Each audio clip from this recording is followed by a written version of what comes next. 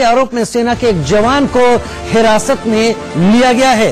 हिरासत में लिया गया नायक सोमवीर की तैनाती जैसलमेर में अर्जुन टैंक पर थी। यह जवान आईएसआई के हनी ट्रैप का शिकार हुआ है। बताया जा रहा है कि नायक सोमवीर 2016 से आईएसआई एजेंट के संपर्क में था और अर्जुन टैंक और इससे जुड़ी बटालियन से जुड़ी जानकारियां भेज रहा था। हनी ट्रैप के इस मामले में करीब 50 और जवानों से पूछताछ की बात सामने आ रही है।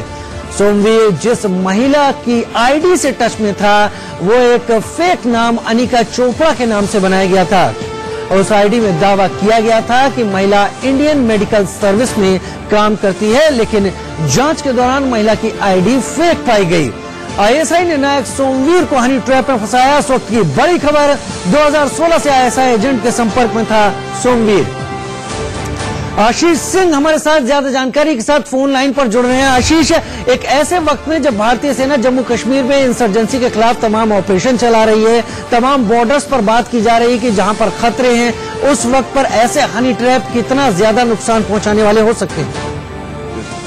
जी बिल्कुल, जब स्पेशली आप देखेंगे कि सेंसिटिव लोकेशन पर अगर एलओसी या फिर आईबी में या फिर एलएसी पे कोई जवान पोस्टेड हो और वो हनी ट्रैप में आ जाए तो सबसे बड़ी इंफॉर्मेशन जो जा सकती है वो है ट्रूप की मूवमेंट, कि कौन सी रेजिमेंट, कौन सी यूनिट, कितने एसेट्स के साथ में कहां पर है। और ये पाकिस्तान को अपने जो उनके इन्फिल्ट्रेटर्स हैं, जो उनके आतंकवादी हैं, उन्हें इन्फिल्ट्रेट कराने में काफी मदद मिलती है। तो इस तरह के हनी ट्रैप के सबसे बड़ा खतरा यही होता है कि जो लोकेशन, मूवमेंट, स्ट्रेंथ और कौन सी यूनिट और रेजिमेंट है ये सब पता लग सकता है।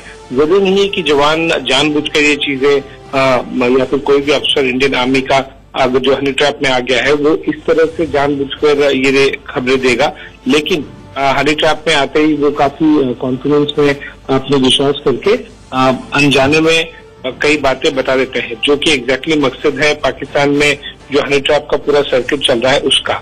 लेकिन इस बार जो खबर निकल के सामने आई है उसमें ये एक महिला है जिसके नाम पर फेक ईमेल आईडी बनाया गया है और फेसबुक आईडी भी बनाया गया है, जो कि क्लेम करती है कि वो इंडियन आर्मी में खुद मेडिकल सर्विसेज में काम करती है। और चौंकाने वाली बात ये निकल के सामने आई है बेसिक इन्वेस्टिगेशन में कि इनकी फ्रेंड लिस्ट में ऐसे कई और इंडियन आर्मी के जवान मौजूद हैं फेसबुक पर। याद होगा कि 3 दिन पहले जब इंडियन आर्मी ने एनुअल प्रेस कॉन्फ्रेंस की थी, इंडियन आर्मी चीफ ने, जनरल बिपिन रावत ने, उन्होंने ये बहुत हाईलाइट करते हुए इस बात को कहा था कि फेसबुक, ईमेल आईडी और सोशल मीडिया पर हनी ट्रैप वाला काम पाकिस्तान और आईएसआई काफी जोर शोर से कर रहे हैं ताकि इंडियन आर्मी की इंफॉर्मेशन उन्हें मिल सके। आशीष जी, केवल पाकिस्तान ही नहीं, शायद चाइना भी इस तरह की गतिविधियों को अंजाम देता रहा है और दे भी रहा होगा। यहाँ मैं आपसे एक बात जानना चाहूंगा कि अक्सर इस तरह के हनी ट्रैप में या तो किसी अंतरंग संबंधों में फंसाकर इस तरह की जानकारियां ली जाती हैं या फिर पैसों का लालच देकर जानकारी ली जाती है। इस तरह की कोई जानकारी निकल कर आ रही है कि ये हनी ट्रैप इस जवान के साथ किस तरह का था? जी, एक तो हनी ट्रैप वाला केस होता है, दूसरा है पैसे वाला केस। पैसे वाले केस बहुत ही कम होते हैं कि पैसे लेकर कोई अपनी राष्ट्रीय सुरक्षा से जुड़ी हुई कुछ अहम बातें बता दे। लेकिन हनी ट्रैप में अनजाने में, जैसे मैंने कहा कि अधिकतर केसों में अनजाने में जवान और अफसर ये बातें बता देते हैं जो हनी ट्रैप में होते हैं। चाइना की जहां तक आपने बात की, एलएसी में ये केसेस ज्यादा है नहीं, क्योंकि जो ट्रूप डेंसिटी है डिप्लॉयमेंट की, लाइन ऑफ एक्चुअल कंट्रोल जो भारत और चीन के बीच में है, दोनों साइड से काफी कम है, जो कि जो एलओसी पे है, line of control between Pakistan and India, वहां पर काफी ज्यादा है। और अगर आप देखेंगे कि जो एक्टिविटीज हैं वो एलओसी पे काफी ज्यादा होती है। एलओसी में फॉर एग्जाम्पल 60 के दशक के बाद से आज तक कोई एक बार भी गोली भी नहीं चली है और वहां पर काफी ज्यादा टेक्नोलॉजी का इस्तेमाल करते हैं, सर्विलेंस वगैरह, न कि इस तरह की हरकतों का, क्योंकि पाकिस्तान के पास उतनी टेक्नोलॉजी, उतनी सुपीरियरिटी और पैसे नहीं है, तो इसलिए वो इस तरह की ओछी इस तरह का जो मोडस ऑपरेंडी है उसका इस्तेमाल करते हैं। आशीष जी, आप हमारे साथ बने रहे। हमारे साथ के सिन्हा साहब जुड़ रहे हैं, डिफेंस एक्सपर्ट हैं। के सिन्हा साहब, अभी आशीष सिंह हमारे स्ट्रेटेजिक अफेयर्स एडिटर हमें बता रहे थे कि किस तरीके से इन चीजों को अंजाम दिया जा रहा है और टारगेट क्या किया जा रहा है, और उन्होंने इस बात को कोट किया कि 3 दिन पहले जनरल बिपिन रावत ने भी ऐसी ही संभावनाएं जताई हैं। अब अगर इस तरह का हनी ट्रैप का मामला सामने आता है तो इसको अब हम कितनी गंभीरता से लें, जबकि खतरे सामने हैं, परेशानियां भी सामने हैं। देखिए, जैसा कि चीफ ने 3 दिन पहले ही बताया है कि ये केसेस बढ़ रही हैं और ये केसेस हमारे लिए एक बहुत बड़ा चैलेंज होकर के उभरी हैं। कि देखिए, आज के दिन में जब आर्टिफिशियल इंटेलिजेंस और इंफॉर्मेशन वॉरफेयर और जिस तरह से टेक्नोलॉजी आई है, उसके अंदर में सोशल मीडिया का बहुत ज्यादा एकदम से खुल करके सामने आया है। ये केवल फौज नहीं, ये चैलेंजेस हमारे सिविल सोसाइटीज के अंदर में भी है, देश के लिए है। तो ये देखिए, सबोटाज, सबवर्जन, स्पनाज, जो 3 मुद्दे बड़े ये चीजें हैं, ये जब से वॉरफेयर शुरू हुआ है तब से ये चलता आ रहा है। इसमें 3M का यूज होता है, वाइन, वेमेन एंड डब्ल्यूज कहते हैं, वाइन, वेमेन एंड इसके अंदर वेल्थ। तो ये जो सोशल मीडिया के अंदर आती है उसमें सबसे ज्यादा है वो है आपका एक डब्ल्यू, जिसके बारे में बात कर रहे हैं हम लोग, और हनी ट्रैपिंग इसका नाम दिया गया है। और ये चैलेंजेस इतना ज्यादा है कि जवान इसमें, क्योंकि सोशल मीडिया के अंदर में और आइसोलेटेड एरियाज में रहते हैं आपने, और मोबाइल फोन, और देखिए जिस तरह से इलेक्ट्रॉनिक डिवाइसेज आई हैं, तो उसमें वो फंस जाते हैं। और फंसते हैं तो कुछ इंफॉर्मेशन उनके लेवल की वो पास करते हैं, और ये एक प्रिमिटिव तरीका है जो कि पाकिस्तान यूज करता है जी। इसकी कितनी ज्यादा ग्राउंड के ऊपर में इसकी इफेक्ट है। देखिए, ये जो जवान है वो पोस्टेड है जैसलमेर के अंदर में, वो एक टैंक यूनिट अर्जुन टैंक है। अर्जुन टैंक की स्पेसिफिकेशन तो पूरे वर्ल्ड के पास में है, सभी चीज में ये एक पब्लिक डोमेन के अंदर में है।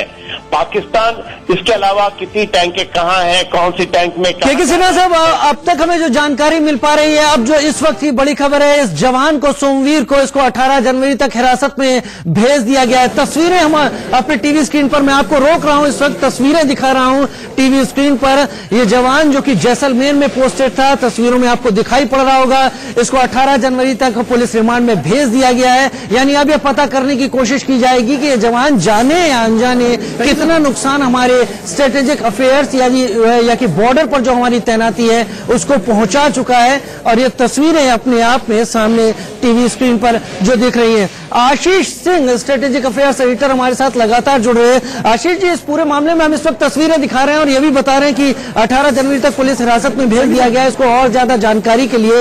लेकिन अब तक ये देखा जाता था कि जम्मू कश्मीर का जो सेंसिटिव एरिया है पाकिस्तान, वहां पर ज्यादा सेंटर करता है। जैसलमेर का बॉर्डर कमोबेश काफी शांत है, लेकिन यहाँ पर हमारी काफी इंपॉर्टेंट यूनिट्स हैं। अर्जुन टैंक से जुड़ी जो जानकारियां हैं, अगर वो राज आगे चला जाता है तो कितना नुकसान हमें हो सकता है?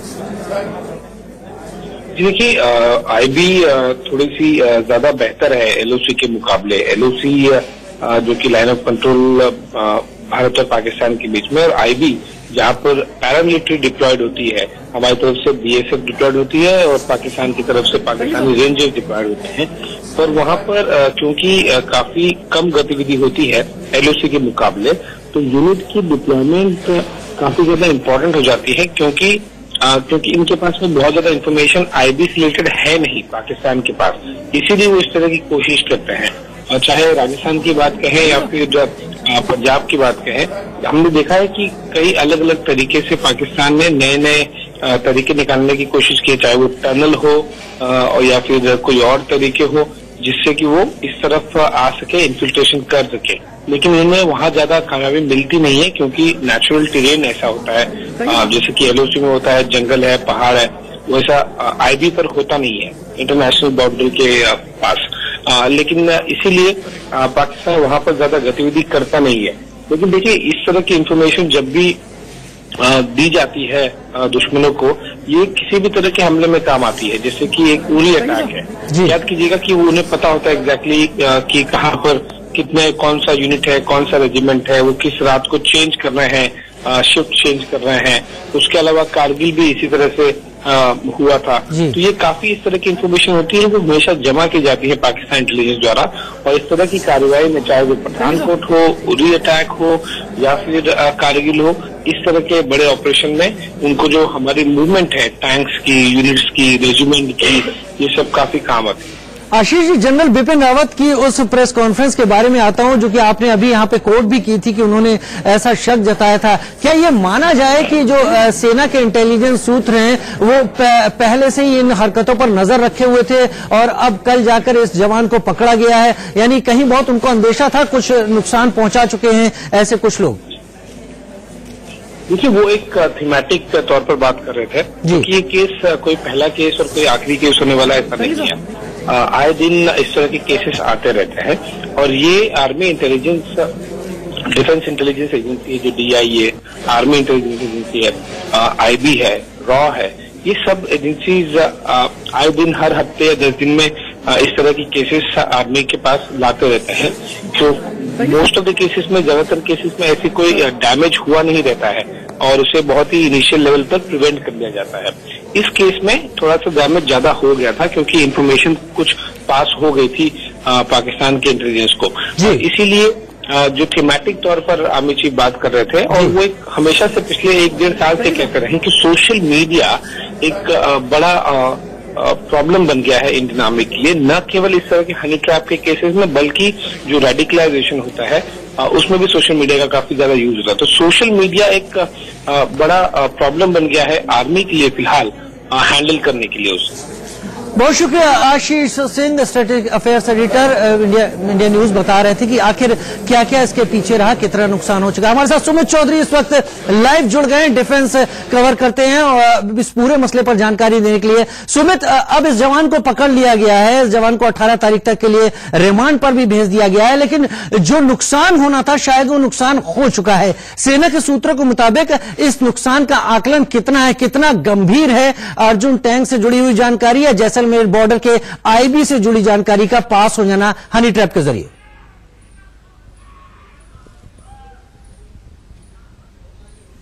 देखिए राजीव, सबसे ज्यादा इंपॉर्टेंट बात यह है कि सेना की कोई भी अगर स्ट्रैटेजिक लोकेशन या फिर उसकी कोई चीज ऐसी लीक होती है तो निश्चित तौर पर एक बड़ा इशू होता ही है। और खास बात यह कि सेना अपनी यूनिट, अपनी कमांड तक डिस्कस नहीं करती है ताकि एडवर्सरीज को जो है उनकी लोकेशन या फिर उनकी यूनिट्स का पता ना लग जाए। लेकिन इस मामले की जब हम बात कर रहे हैं तो इसमें कहा जा रहा है कि कई ऐसी पिक्चर्स हैं, क्योंकि अर्जुन टैंक जो है भारतीय सेना का एक अंग है, भारतीय इंडिजीनियस है, और इसकी कई पिक्चर्स और कई इन्फॉर्मेशन जो है वो सोमवीर की तरफ से लीक की गई थी। और इसको लेकर लगातार अब ये जानकारी ये निकाला जा रहा है कि इसके अलावा जो बाकी जवान हैं जिनके प्रोफाइल्स को तलाशा जा रहा है कि उन्होंने कितनी बात की, वो कितनी सेंसिटिव इंफॉर्मेशन पास ऑन कर चुके हैं, ये बहुत इंपॉर्टेंट है। क्योंकि एक जवान से जो इंफॉर्मेशन निकली थी उसकी ऑथेंटिसिटी कई दूसरे जवानों से की गई या फिर उनसे बातचीत की गई फेसबुक के जरिए, एक अकाउंट के जरिए, तो ये गंभीर इशू है और इसको लेकर लगातार अभी तक मिलिट्री इंटेलिजेंस हो या फिर लोकल पुलिस हो, वो लगातार इन्वेस्टिगेट कर रही है। राजीव जी, सुमित, और आपने ये बात खास तौर पर काफी महत्वपूर्ण कही है कि केवल एक नहीं, कई एक पर नजर है जो कि सोशल मीडिया के जरिए ऐसे जुड़े हुए थे और शायद वहां पर जांच अभी जारी है। बहुत शुक्रिया सुमित चौधरी इस तमाम जानकारी के लिए।